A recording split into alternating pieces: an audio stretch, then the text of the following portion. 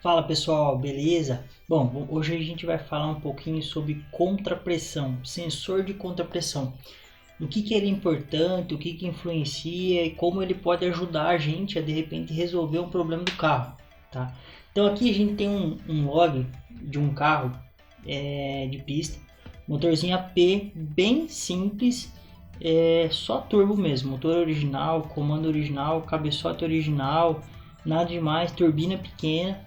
Então, até vocês conseguem ver aqui pelo lag, ó, não tem nada, troca de marcha aqui, a turbina nem esvazia, ó. E pé no fundo sempre, ó. Aqui ele tirou o pé um pouquinho, mas enfim, dá uma olhada na turbina aqui, ó, nem esvazia, tá? Então, turbininha pequena e beleza, não gera muita potência, né? Não passa aqui de 2 kg, ó.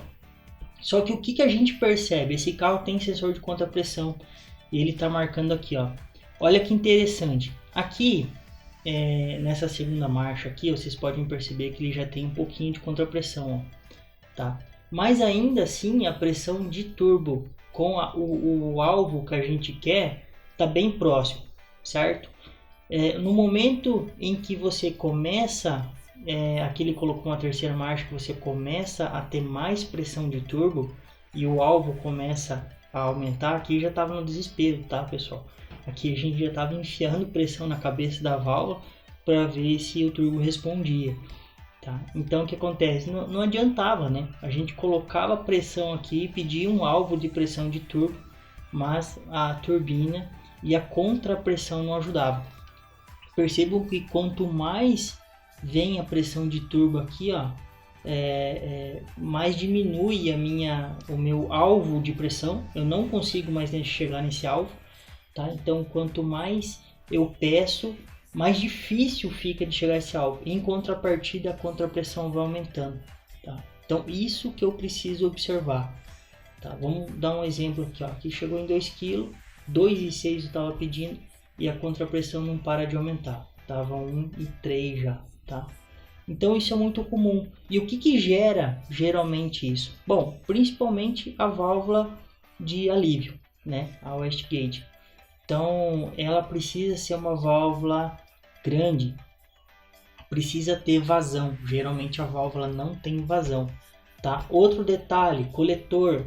Muitos coletores de ferro, a saída ali da válvula é muito pequena, muito restringida ali, restringe muito a saída dos gases ali, tá? Então isso também gera contrapressão.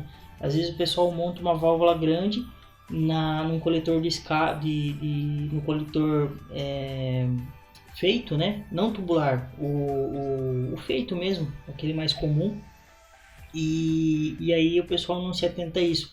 Então ali precisa abrir. E até mesmo no tubular. Tubular, quando você compra, é importante você prestar atenção na saída, tá? Ali da válvula. Porque às vezes o pessoal solta um cano grosso, mas você olha dentro do cano e tem um monte de parede ali, um monte de restrição. Então isso não vai ajudar em nada. Outro detalhe é a posição com que a válvula está colocada no coletor de escape. Ela tem que seguir o fluxo dos gases, tá? Se ela não tiver na mesma direção dos fluxos dos gases, você provavelmente vai ter um problema.